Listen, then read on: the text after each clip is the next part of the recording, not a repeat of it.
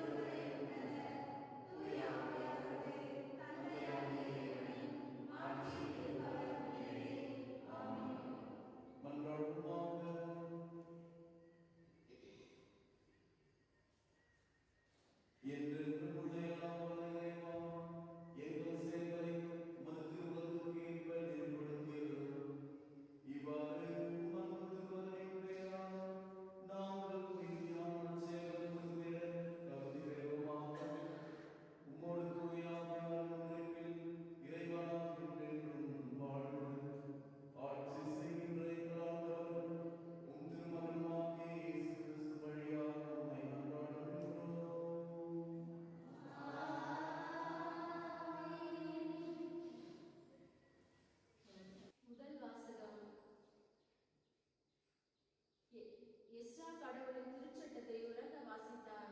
மக்களும் அதை புரிந்து கொண்டனர். இறைவாக்கினர் நெகேமியாவிலிருந்து வாசகம். அதிகாரம் 8 இறைவசனம் 24 5-10 முடிய. 7ஆம் மாதம் முதல் நாள். அந்நாட்களில் 7ஆம் மாதம் முதல் நாள் குரு எஸ்ரா ஆண்டவர் பெண்டேர் புரிந்து கொள்ளும் ஆற்றலுள்ள சிறுவர் அனைவரும் அடங்கிய சபை முன்னிலையில் திருநூலை கொண்டு வந்தார். தண்ணீர் வாய்க்கொண்டு வளாகத்தின்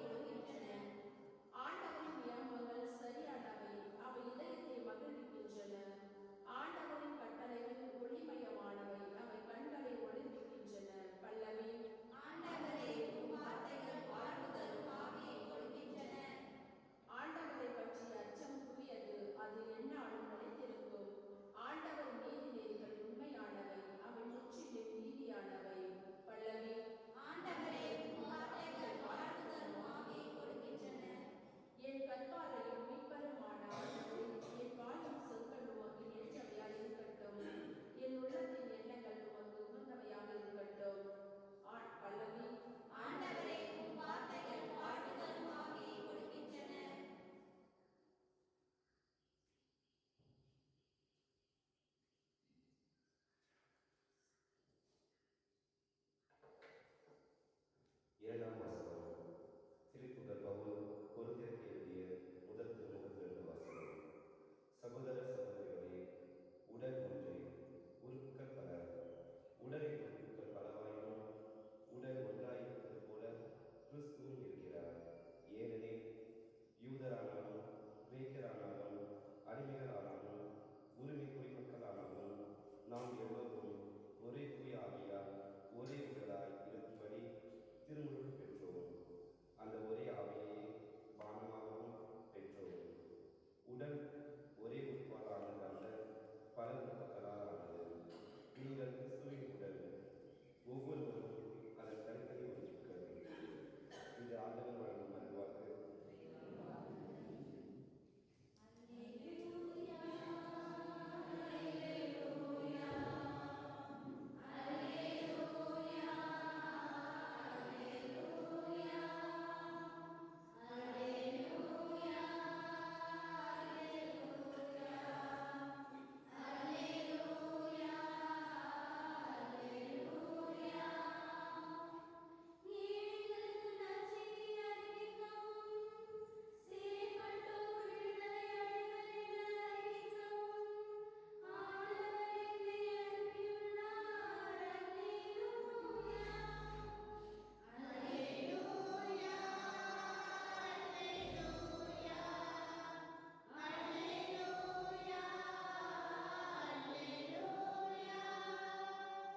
ஆண்டவர் உங்களோடு இருப்பாராக.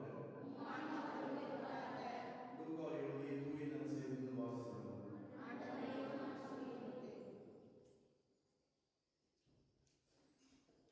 மாண்புமிகு தியோபில் அவர்களே, நம்மிடையே நிறைவேறிய நிகழ்ச்சிகளை முறைப்படுத்தி ஒரு வரலாறு எழுத வேண்டுள்ளனர். தொடக்க முதல் நேரில் கண்டும் இறைவார்த்தை அறிவித்தும் வந்த ஊழியர் நம்மிடம் உள்ளவாறே எழுத முயன்றனர். அதுபோலவே நானும் எல்லாவற்றையும் தொடக்கத்திலிருந்தே கருத்தாய் ஆய்ந்து நீர் கேட்டறிந்தவை உறுதியானவை என தெரிந்து கொள்ளும் பொருட்டு அவற்றை ஒழுங்குபடுத்தி உமக்கு எழுதுவது நலமென கண்டேன். அலகையினால் சோதிக்கப்பட்ட பின்பு இயேசு தூய ஆவியின் வல்லமை உடையவராய் கலிலேயாவுக்கு திரும்பி போனார். அவரை பற்றிய பேச்சு சுற்றுப்புறம் எங்கும் பரவியது. அவர் அவர்களுடைய தொழுகை கூடங்களில் கற்பித்து வந்தார். எல்லாரும் அவரை பற்றி பெருமையாக பேசினர். இயேசு தாம் வளர்ந்த ஊராகிய நாசரேத்துக்கு வந்தார். தமது வழக்கத்தின்படி ஓய்வு நாளில் தொழுகை கூடத்திற்கு சென்று வாசிக்க எழுந்தார். இறைவாக்கினர் எசையாவின் சுருளேடு அவரிடம் கொடுக்கப்பட்டது. அவர் அதை பிரித்தபோது கண்ட பகுதியில் இவ்வாறு எழுதியிருந்தது: ஆண்டவருடைய ஆவி என்மேல் உள்ளது, ஏனெனில் அவர் எனக்கு அருள் பொழிவு செய்துள்ளார். ஏழைகளுக்கு நற்செய்தி அறிவிக்கவும், சிறைப்பட்டோர் விடுதலை அடைவர், பார்வையற்றோர் பார்வை பெறுவர் என முழக்கமிடவும், ஒடுக்கப்பட்டோரை விடுதலை செய்து அனுப்பவும், ஆண்டவர் அருள் தரும் ஆண்டினை முழக்கமிட்டு அறிவிக்கவும் அவர் என்னை அனுப்பியுள்ளார். பின்னர் அந்த ஏட்டை சுருட்டி ஏவலரிடம் கொடுத்துவிட்டு அமர்ந்தார். தொழுகை கூடத்தில் இருந்தவர்களின் கண்கள் அனைத்தும் அவரையே உற்று நோக்கி இருந்தன. அப்பொழுது அவர் அவர்களை நோக்கி, நீங்கள் கேட்ட இந்த மறைநூல் வாக்கு இன்று நிறைவேறிற்று என்றார். ஆண்டவரின் அருள் வாக்கு. கிறிஸ்துவே உமக்கு புகழ். அன்புக்குரியவர்களே, உங்கள் அனைவருக்கும் நம் தாய் திருநாட்டின் குடியரசு விழா நல்வாழ்த்துக்களை தெரிவித்துக் கொள்கின்றோம். இன்று நம் தாய் திரு அவையானது இறை வார்த்தை ஞாயிறை சிறப்பிக்கின்றது. இறை வார்த்தை நம்மை இயக்குகின்ற வார்த்தை. இறை வார்த்தை நமக்கு விடுதலையை தருகின்ற வார்த்தை, நமக்கு மீட்பை தருகின்ற வார்த்தை. நாம் இறை வார்த்தையின் அடிப்படையில் தான் வாழ்ந்து கொண்டிருக்கின்றோம். நமது வாழ்வானது இறை வார்த்தை அடிப்படையாக கொண்டு அமைந்திருக்கின்றது. அடிப்படை இறை வார்த்தை தான். நாம் அதை முழுமையாக கேட்டு அதன்படி நடக்கின்றோமா இல்லையா என்பது இரண்டாவது கேள்வி. ஆனால் நமது குடும்பம், நமது திருவருட்சாதனங்கள், நமது வாழ்வு எல்லாமே இறை வார்த்தையை மையமாக கொண்டு அமைந்திருக்கின்றது. எடுத்துக்காட்டாக இன்றைக்கு திருமுழுக்கு இருக்கின்றது. இந்த திருமுழுக்கில் திருப்பலி நடைபெறுகின்றது. திருப்பலியில் இறை வார்த்தை நாம் வாசிக்க கேட்டிருக்கின்றோம். இறை வார்த்தை திருவிருந்து. அதன் இடையே இந்த குழந்தை திருச்சபையின் உறுப்பினராக மாற்றப்படுகின்றது. பிறப்பு இப்படி இருக்கின்றது. இதிலிருந்து நமக்கு நற்கருணை, உறுதி பூசுதல், திருமணம் என்று இறுதியில் நாம் இறக்கின்ற பொழுதும் நாம் திருப்பலிக்கு வருகின்றோம், ஆலயத்திற்கு வருகின்றோம். திருப்பலியின் பொழுது இறைவார்த்தை பகிரப்படுகின்றது. நாம் அதை கேட்கின்றோமா, அதன்படி நடக்கின்றோமா என்பது இரண்டாவது பிரச்சனை. ஆனால் இறைவார்த்தை நம்முடன் இருக்கின்றது. ஏன் இருக்கின்றது என்றால், உங்களுக்கு வழி இல்லை, வாழ வழி இல்லை, எனக்கு தெரியவில்லை என்று யாரும் சொல்லக்கூடாது, சொல்ல முடியாது. ஏனென்றால் இறைவார்த்தை நம் வாழ்வின் ஒவ்வொரு பிரச்சனைகளுக்கும், நம் வாழ்க்கையின் எல்லா சவால்களுக்கும், சங்கடங்களுக்கும், துன்பங்களுக்கும் தீர்வுகளை அடக்கி இருக்கின்றது. நாம் எப்படி வாழ வேண்டும் என்பதை இறைவார்த்தை தவிர வேறு எவரும் மிக விளக்கமாக, மிக தெளிவாக சொல்ல முடியாது. எனவே நாம் எல்லோரும் விடையை கையில் வைத்து கொண்டுதான் இருக்கின்றோம். வெண்ணெய் கையில் வச்சுன்னு நெய்க்கு அலைந்த கதையாக எப்படி வாழ வேண்டும் என்று நமக்கு தெரியும். ஆனால் நாமே அதை கண்டுகொள்வதில்லை. ஏனென்றால் நமது வசதிக்கு அது சரிப்பட்டு வரல. அதனால் நம்ம அதை கடைப்பிடிக்காமல் வேறு ஒரு அறிவுரையை, வேறு ஒரு வாழ்வை நாம் தேடி அலைகின்றோம். அதில் தோற்று போகின்றோம், ஏமாந்து போகின்றோம் என்பது உண்மை. ஆனால் இறைவார்த்தை உயிருள்ளது, ஆற்றல் மிக்கது, சக்தி வாய்ந்தது. எபிரேயருக்கு எழுதப்பட்ட திருமுகம் இரு பக்கமும் கருக்கு வாய்ந்த கூர்மையான வாள் போன்றது. எதையும் சந்திக்கும். எப்பொழுது நாம் அதை கேட்டு அதன்படி வாழ்கின்ற பொழுது, இயேசு யார் என் தாய், யார் என் சகோதர சகோதரிகள், யார் என் உடன் பிறந்தவர்கள் என்று கேட்கின்ற பொழுது அவர் தருகின்ற பதில், யாரெல்லாம் இறை வார்த்தையை கேட்டு அதன்படி வாழ்கின்றார்களோ அவர்களே என் தாயும் தந்தையும் சகோதரர்களும் சகோதரிகளும் என்று சொல்லி முடித்துருவார். எனவே நாம் திருப்பலிக்கு வருகின்ற பொழுது எப்படிப்பட்ட மனநிலையோடு வருகின்றோம்? இன்றைக்கு என்ன வாசகம் அப்படி நம்ம தியானிப்பதற்காக வர வேண்டும். பாதி பேர் மறைவரை முடிஞ்சு தான் வருவாங்களே, பார்த்துக்கிறீங்களா? இந்த சாமியார் ரொம்ப நேரம் எழுத்துன்னு கிடப்பான், இவன் மறைவரை கேட்கறது ஒன்று, கேட்காம கிடக்குதுன்னு சொல்லிட்டு அமைதியாக இருந்துருவாங்க. அது திருப்பலி கிடையாது. நீங்கள் திருப்பலிக்கு வர வேண்டும் என்றால் இறை வார்த்தைக்கு நீங்கள் வர வேண்டும். முதல் வாசத்துக்கு முன்னாடியே வரணும். அதனால தான் திருச்சபை கட்டளை என்ன இருக்குது? ஞாயிற்றுக்கிழமைகளில், கடன் திரு நாட்களில் என்ன பூசை? முழு பூசை. இப்போ பாருங்க, நான் வரும்போது ஒரு 10 பேர் இருந்தாங்க, இப்போ 30 பேர் இருக்கிறாங்க. திருப்பலி முடிகிறப்ப ஹவுஸ் ஃபுல்லாகிடும். புது படம் வந்தால் தேட்டரு ஃபுல்லாகுது பார்த்தீங்களா? அது மாதிரி ஹவுஸ் ஃபுல்லாகிடும்.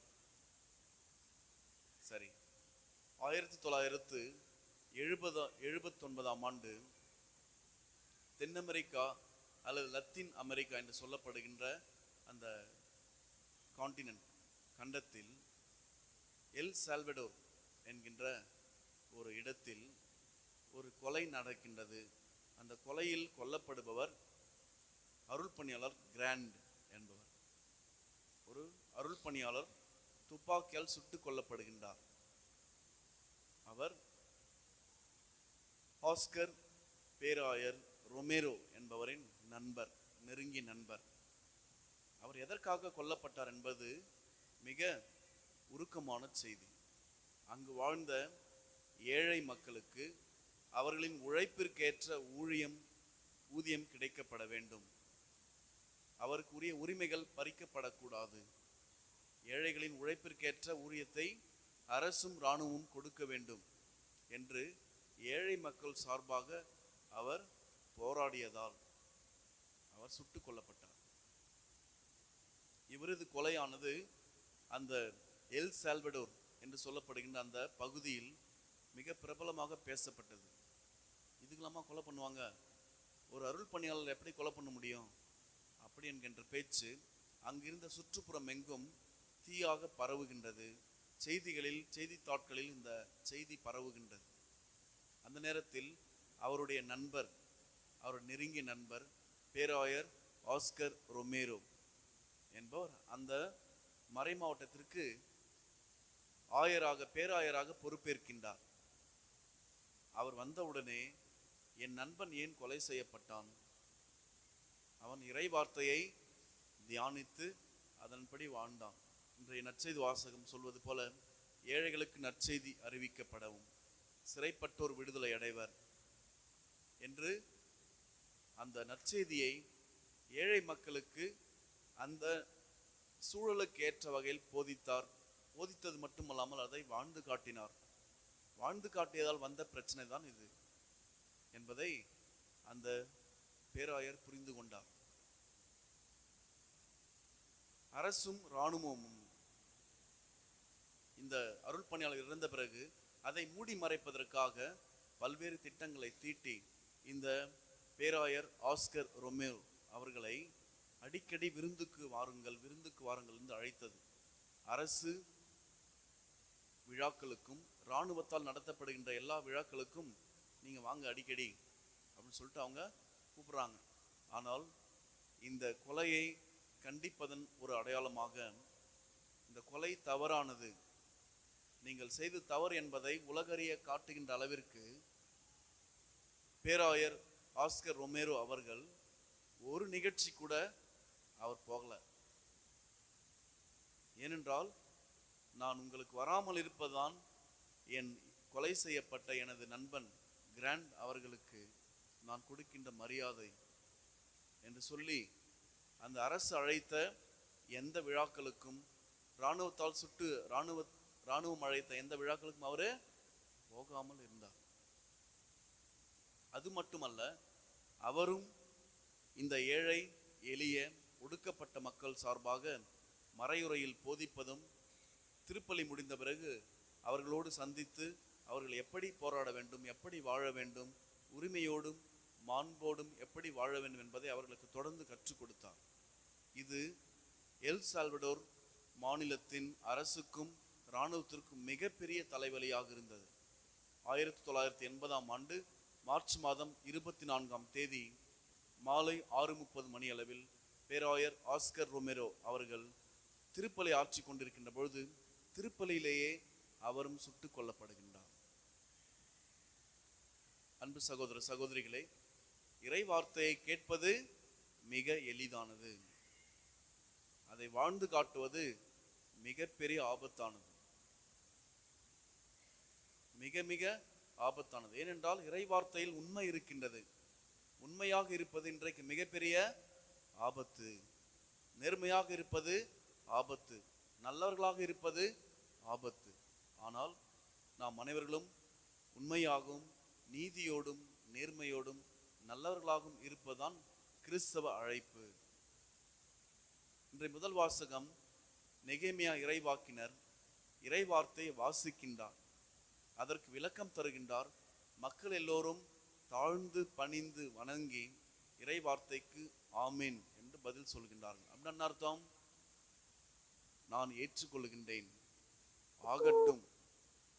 இறை வார்த்தை இவ்வாறு சொல்கின்றது, நானும் வாழ்வேன் என்று அவர் சொல்லுகின்றார். எல்லா மக்களும் அதை தாழ் பணிந்து வணங்கி அதை ஏற்றுக்கொள்கின்றார்கள். இறை வார்த்தை மட்டுமல்ல, இறை வார்த்தைக்கு கொடுக்கப்படுகின்ற விளக்கத்தையும் ஏற்றுக்கொள்கின்றார்கள். எத்தனை பேர் நம்மில் இறை வார்த்தைக்கு தரப்படுகின்ற விளக்கத்திற்கு செவி கொடுக்கின்றார்கள் என்பது நாம் சிந்திக்க வேண்டியது. இரண்டாவதாக, இன்றைய நற்செய்தி வாசகத்தில் இயேசு தாம் யார் என்பதையும் தமது இலக்கு என்ன என்பதையும் தெள்ள தெளிவாக காட்டுகின்றார்.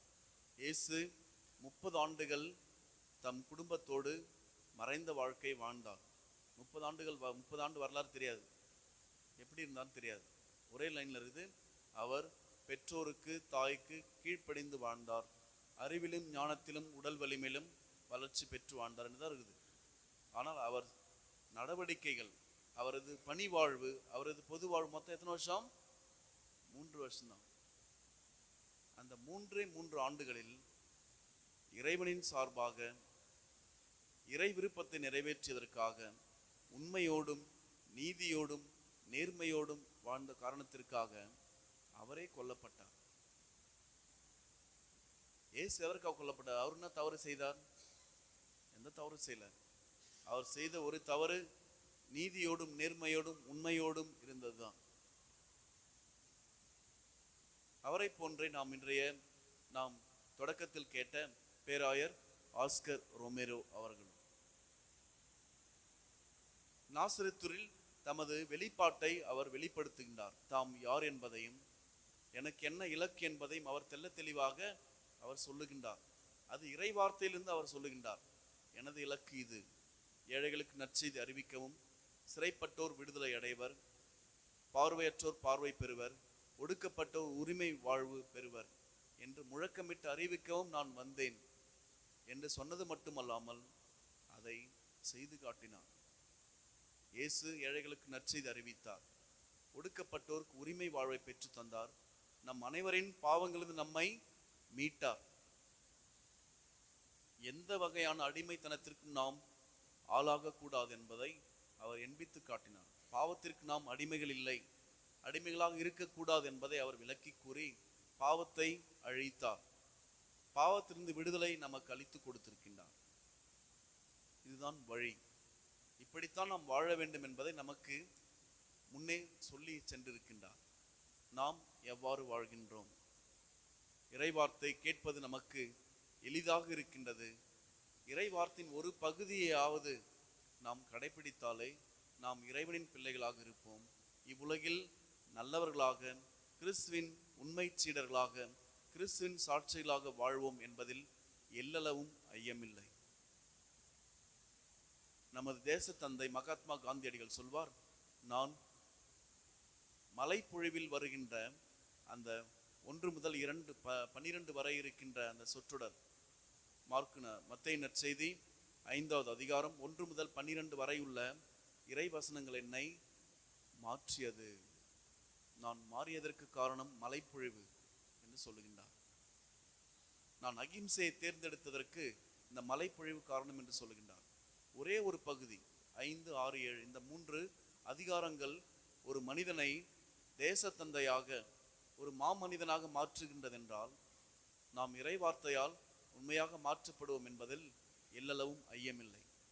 எனவே அன்புக்குரியவர்களே, நம் வாழ்வில் சவால்கள், சங்கடங்கள், துன்பங்கள், தோல்விகள் நிச்சயமாக இருக்கலாம். ஆனால் எவ்வாறு துன்பங்கள், தோல்விகள், கஷ்டங்கள் நமக்கு இருக்கின்றதோ அதுபோல் அதற்கான தீர்வுகளும் இருக்கின்றது என்பதை நாம் மறந்துவிடக்கூடாது. துன்பம் என்று ஒன்று இருந்தால் அதற்கு தீர்வு என்று ஒன்று நிச்சயமாக இருக்கின்றது. அதற்கான தீர்வு உலகத்தில் இல்லை, மனிதர்களிடத்தில் இல்லை, கடவுளிடத்தில் இருக்கின்றது. கடவுளின் வழிகாட்டுதலில் இருக்கின்றது. நாம் இறை வார்த்தையை ஆய்ந்தறிந்து அது காட்டுகின்ற வழியில் பயிலுகின்ற பொழுது, நாம் மனமாற்றம் பெறுகின்ற பொழுது நம் வாழ்க்கை மாறுகின்றது. இறை வார்த்தை ஞாயிறான இன்று நாம் இந்த உறுதியை எடுத்துக்கொள்வோம். என் வாழ்வில் இறை வார்த்தை நான் வாழ்ந்து காட்டுவேன், கடைபிடிப்பேன், அதை நான் சிந்திப்பேன், அது காட்டுகின்ற வழியில், அது காட்டுகின்ற ஒளியில் நான் வாழ்வேன் என்று உறுதி எடுப்போம். நிச்சயமாக நாமும் இறைவனின் பிள்ளைகளாக இவ்வுலகிலும் மறு உலகிலும் வாழ்வோம். ஆமென். திருமுழுக்கு சடங்கு. உங்கள் குழந்தைக்கு என்ன பெயரிட விரும்புகிறீர்கள்? நான்சி அவர்களுக்காக நீங்கள் இறைவனின் திருச்சபையிடம் என்ன கேட்கிறீர்கள்?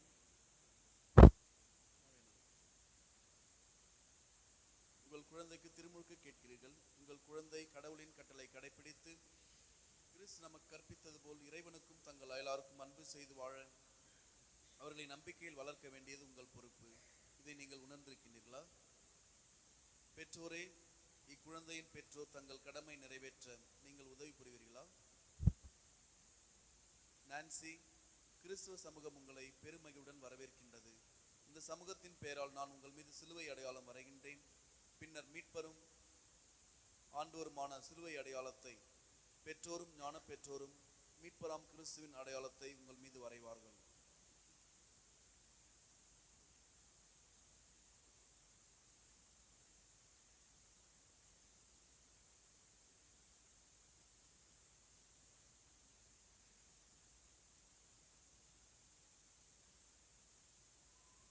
எழுந்து நிற்போம். புனிதர்களை நோக்கி மன்றாடுவோம். இறைவனின் அன்னையாம் புனித மரியே, எங்களுக்காக வேண்டிக் கொள்ளும். புனித யோசேப்பே, எங்களுக்காக வேண்டிக் புனித கொள்ளும். திருமுழுக்கு யோவானே, எங்களுக்காக வேண்டிக் புனித கொள்ளும். பேதுருவே பவுலே, எங்களுக்காக வேண்டிக் புனித கொள்ளும். தோமாவே, எங்களுக்காக வேண்டிக் புனித கொள்ளும். சவேரியாரே, எங்களுக்காக வேண்டிக் கொள்ளும். இறைவனின் எல்லா புனிதரை புனிதைகளே, எங்களுக்காக வேண்டிக் கொள்ளும். என்றும் வாழும் எல்லாமல்ல இறைவா, தீமையின் ஆவியான சாத்தானின் ஆதிக்கத்தை எங்களிடமிருந்து அகற்றவும், இருளிலிருந்து மனிதனை விடுவித்து உமது ஒளியின் வியத்தகு அரசில் கொண்டு வந்து சேர்க்கவும் உம் திருமகனை இவ்வுலகிற்கு அனுப்பினீர். இக்குழந்தையை பிறப்பு நிலை பாவத்திலிருந்து மீட்டு உமது மாட்சியின் ஆலயமாக்கி இவரில் தூய ஆவியார் குடிகொள்ளச் செய்திருள வேண்டுமென்று எங்கள் ஆண்டவராகிய கிறிஸ்து வழியாக உம்மை மன்றாடுகின்றோம். ஆமென்.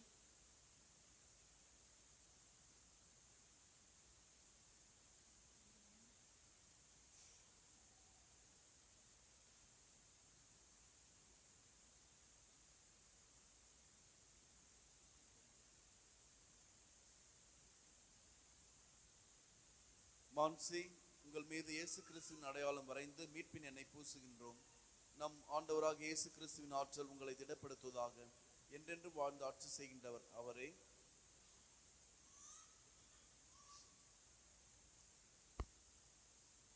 இறைவா, கண்ணுக்கு புலப்படாத வல்லமையால் திருவருட்சாதன அருள் அடையாளங்கள் பயனளிக்க வியத்தகு முறையில் செயலாற்றுகின்றீர். படைப்பு பொருளாகிய தண்ணீர் திருமுழுக்கருளை குறித்து காட்டுவதற்கு பல வகையில் அதை தயாரிக்கின்றீர். இறைவா, உலகின் ஆரம்பத்திலேயே தண்ணீர் அர்ச்சிக்கும் வல்லமை பெறுவதற்காக உம்முடைய ஆவியானவர் அப்போதே நீரின் மீது அசைவாடி கொண்டிருந்தார். இறைவா, தண்ணீரையே புது பிறப்பின் அடையாளமாக வைத்து அந்த ஒரே பொருளின் மறைவான செயலினால் பாவத்திற்கு முடிவும் புண்ணியத்திற்கு தொடக்கம் உண்டாகச் செய்தேன். இறைவா, பாரவோனின் அடிமைத்தளத்திலிருந்து விடுதலை பெற்ற ஆபிரகாமின் மக்களை செங்கலடை கால் நனையாமல் கடக்கச் செய்து திருமுழுக்கு பெற்ற மக்களுக்கு முன் அடையாளமாய் செய்தருளீர்.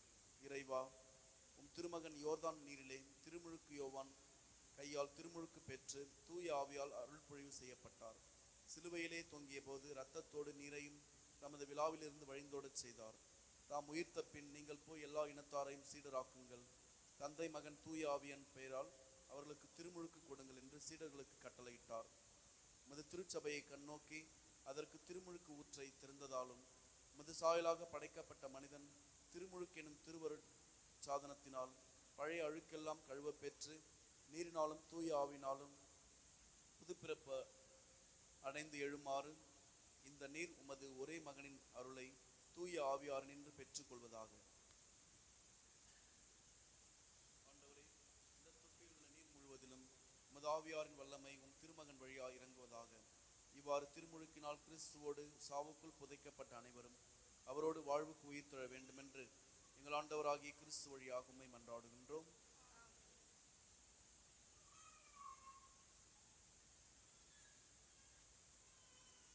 நம்பிக்கை அறிக்கையை புதுப்பித்துக் கொள்ளுதல். இறை மக்களுடைய சுதந்திரத்துடன் வாழ நீங்கள் அனைவரும் பாவத்தை விட்டுவிடுகிறீர்களா?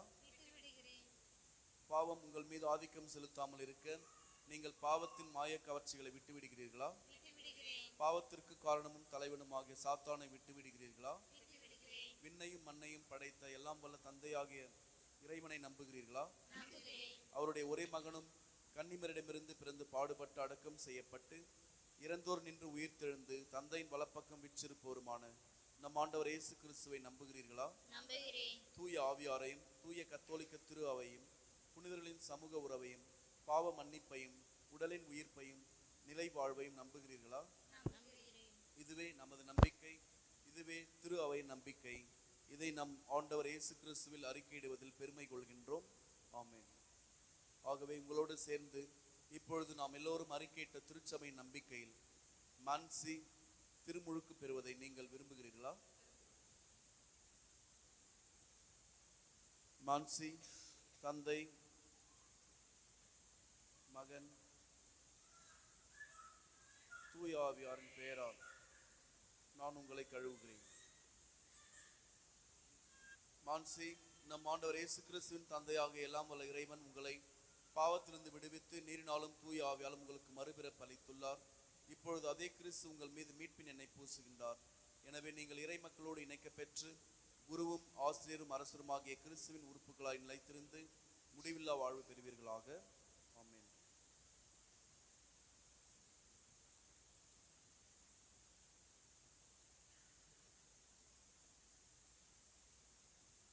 மான்சி, நீங்கள் புது படைப்பாக மாறி கிறிஸ்துவை அணிந்திருக்கிறீர்கள். இந்த வெண்ணிற ஆடை உங்களது மேன்மையின் அடையாளமாக இருப்பதாக. உங்கள் உறவினரின் சொல்லாலும் முன்மாதிரியாலும் நீங்கள் உதவி பெற்று இதை மாசுபடாமல் முடிவில்லா வாழ்வுக்கு கொண்டு போய் சேர்ப்பீர்களாக. மான்சி, கிறிஸ்துவின் ஒளியை பெற்றுக் கொள்ளுங்கள். பெற்றோரே, ஞான பெற்றோரே, உங்கள் குழந்தையின் உள்ளத்தில் அணையாமல் காக்கும் பொருட்டு உங்களிடம் இந்த ஒளி ஒப்படைக்கப்படுகின்றது. கிறிஸ்துவினால் ஒளி பெற்று இக்குழந்தை ஒளியின் பிள்ளையா என்றும் வாழ்வாராக. நம்பிக்கையினால் இவர் நிலைத்திருந்து ஆண்டவர் வரும்போது புனிதர் அனைவரோடும் வான்வீட்டில் அவரை எதிர்கொண்டு செல்ல தகுதி பெறுவாராக. ஆமென். எப்பேத்தா, திறக்கப்படு.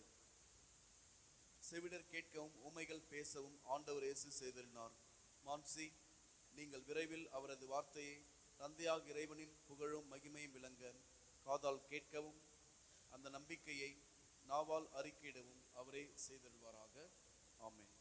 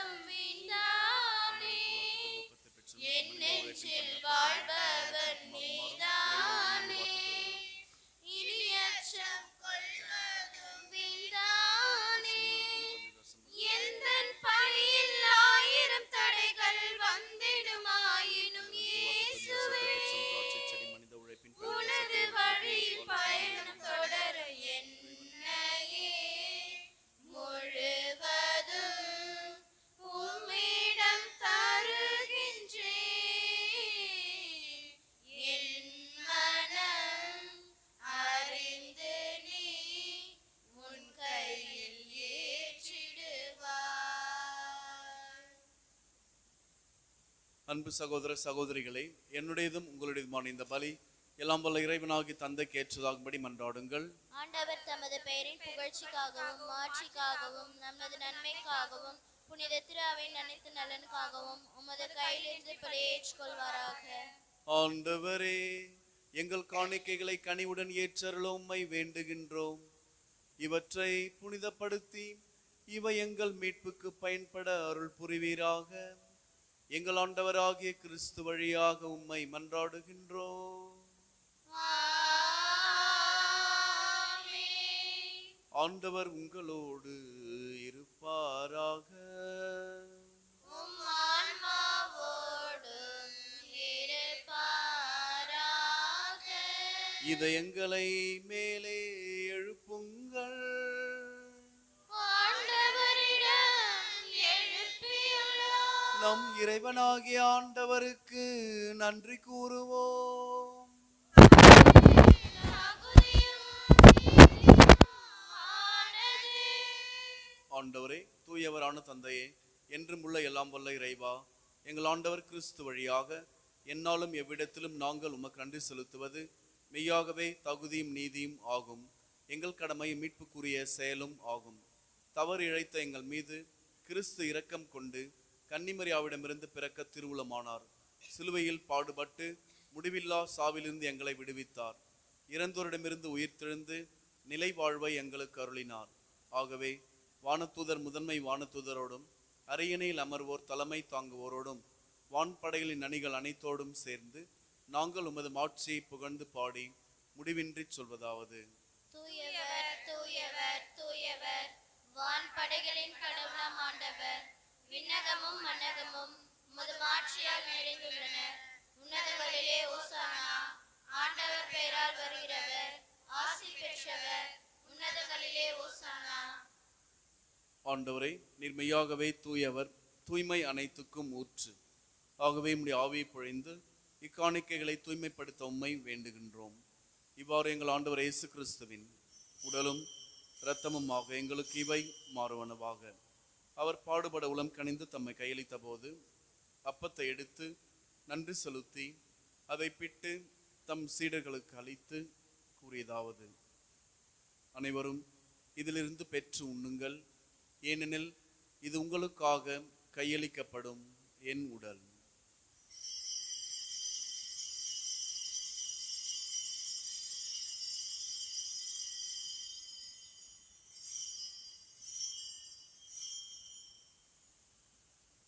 அவ்வண்ணமே இரவு விருந்தை அருந்திய பின் கிண்ணத்தையும் எடுத்து மீண்டும் உமக்கு நன்றி கூறி தம் சீடர்களுக்கு அளித்து அவர் கூறியதாவது: அனைவரும் இதிலிருந்து பெற்று பருகுங்கள், ஏனெனில் இது புதிய நிலையான உடன்படிக்கைக்குரிய என் இரத்தத்தின் கிண்ணம்.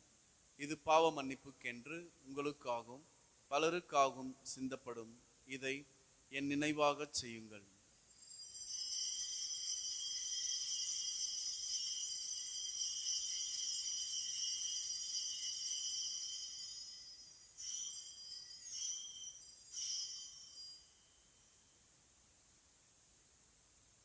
நம்பிக்கையின் மறைபொருள். ஆண்டவரே, நீர் வருமளவும் உமது இறப்பினை அறிக்கையிடுகின்றோம், உமது உயிர்ப்பினையும் எடுத்துரைக்கின்றோம். ஆகவே ஆண்டவரே, நாங்கள் கிறிஸ்துவின் இறப்பினையும் உயிர்ப்பினையும் நினைவு கூர்ந்து வாழ்வு தரும் அப்பத்தையும் மீட்பளிக்கும் கிண்ணத்தையும் ஒப்புக் கொடுக்கின்றோம். உம் திருமுனின்று உமக்கு ஊழியம் புரிய தகுந்தவரை எங்களை ஏற்றுக்கொண்டீர். எனவே உமக்கு நன்றி செலுத்துகின்றோம். மேலும் கிறிஸ்துவின் உடலிலும் இரத்தத்திலும் பங்கு கொள்ளும் எங்களை தூய ஆவியார் ஒன்று சேர்க்க வேண்டும் என உம்மை தாழ்மையுடன் மன்றாடுகின்றோம். ஆண்டவரே, உலகெங்கும் பரவியிருக்கும் மது திரு அவை நினைவு கூர்ந்தருளும். எங்கள் திருத்தந்தை பிரான்சிஸ், எமது பேராயர் பிரான்சிஸ் கலிஸ்ட், எல்லா திருநிலையினர் ஆகிய அனைவரோடும் மது திரு அவை அன்பில் நிறைவேறச் செய்தருளும்.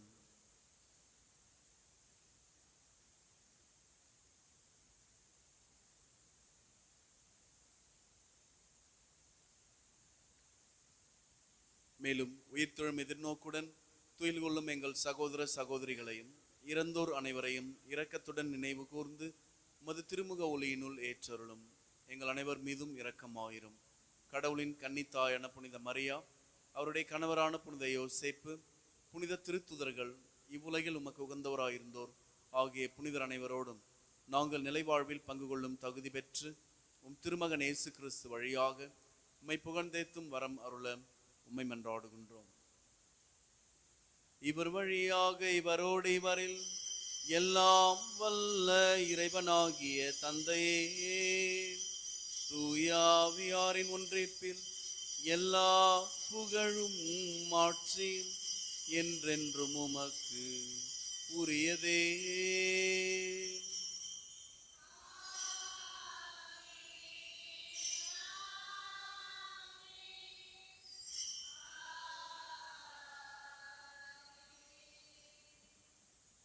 நாம் அனைவரும் இறைவார்த்தை கேட்பவர்களாக மட்டும் அல்லாமல் அது காட்டும் வழியில் வாழ்ந்து நமது அன்றாட குடும்ப பிரச்சனைகளுக்கு துன்பங்களுக்கு தீர்வை வேண்டி விண்ணக தந்தை நோக்கி மன்றாடுவோம். விண்ணுலகில் இருக்கின்ற எங்கள் தந்தையே, உமது பெயர் தூயதென போற்ற பெறுக. உமது ஆட்சி வருக. உமது திருவுளம் விண்ணுலகில் நிறைவேறுவது போல மண்ணுலகிலும் நிறைவேறுக. எங்கள் அன்றாட உணவை இன்று எங்களுக்கு தாரும். எங்களுக்கு எதிராக குற்றம் செய்வோரை நாங்கள் மன்னிப்பது போல எங்கள் குற்றங்களை மன்னியும். எங்களை சோதனைக்கு உட்படுத்தாதையும் தீமையிலிருந்து எங்களை விடுவித்தருளும். ஆண்டவரே, தீமை அனைத்திலும் இருந்தும் எங்களை விடுவித்து எங்கள் வாழ்நாளில் அமைதியை கனியுடன் அருளோமை மன்றாடுகின்றோம். உமது இரக்கத்தின் உதவியால் நாங்கள் பாவத்திலிருந்து எப்போதும் விடுதலை பெற்று யாதொரு கலக்கமுமின்றி நலமாயிருப்போமாக. நாங்கள் எதிர்நோக்கி இருக்கும் பேரின்பத்துக்காகவும் எம் மீட்பராகிய இயேசு கிறிஸ்துவின் வருகைக்காகவும் காத்திருக்கின்றோம். ஏனெனில் ஆட்சியும் வல்லமையும் மாட்சியும் என்றென்றும் உமதே. ஆண்டவரே இயேசு கிறிஸ்துவே, அமைதியை உங்களுக்கு விட்டுச் செல்கின்றேன், என் அமைதியை உங்களுக்கு அளிக்கின்றேன் என்று உம் திருத்தூதர்களுக்கு மொழிந்தீரேன். எங்கள் பாவங்களை பாராமல் உமது திரு அவை நம்பிக்கையை கண்ணோக்கி உமது திருவுளத்துக்கு ஏற்ப அதற்கு அமைதியும் ஒற்றுமையும் அளித்தருள்வீராக. என்றென்றும் வாழ்ந்து ஆட்சி செய்கின்றவர் நீரே. ஆமென்.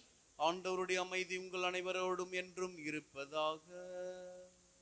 உம் ஆன்மாவோடும் இருப்பதாக. ஒருவருக்கொருவர் அமைதியை பகிர்ந்து கொள்வோம். உலகின் பாவங்களை போக்கும் இறைவனின் செம்மறியே, எங்கள் மேல் இரக்கமாயிரம். உலகின் பாவங்களை போக்கும் இறைவனின் செம்மறியே, எங்கள் மேல் இரக்கமாயிரம். உலகின் பாவங்களை போக்கும் இறைவனின் செம்மறியே, எங்களுக்கு அமைதியை அளித்தருளும்.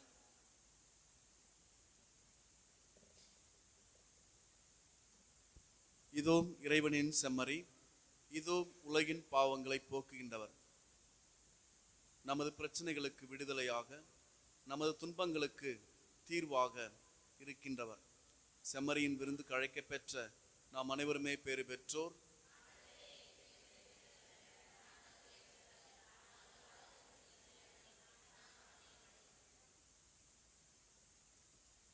கிறிஸ்துவின் தூதரும் துரத்தும் நம்மை காத்து நிலைவாழ்வு.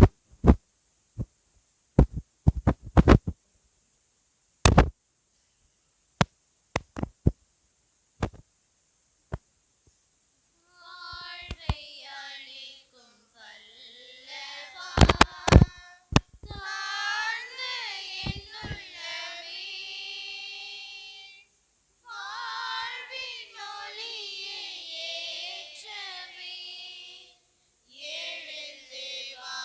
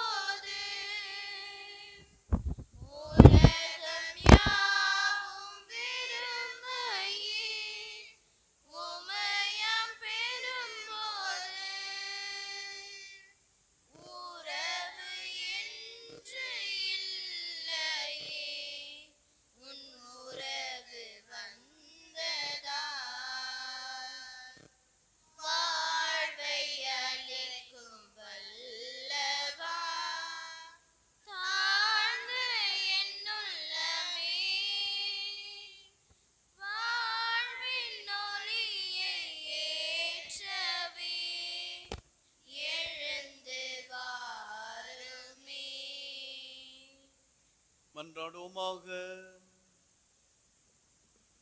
எல்லாம் வல்ல இறைவா, எங்களுக்கு அருள் புரிய உம்மை வேண்டுகின்றோம்.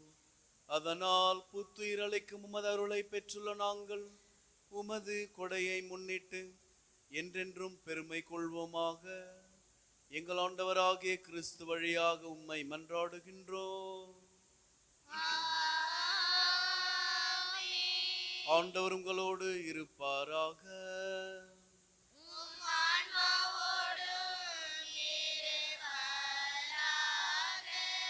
எல்லாம் வல்ல இறைவன் தந்தை, மகன், தூயாவியார் நம் அனைவரையும் நிறைவாக ஆசீர்வதிப்பாராக.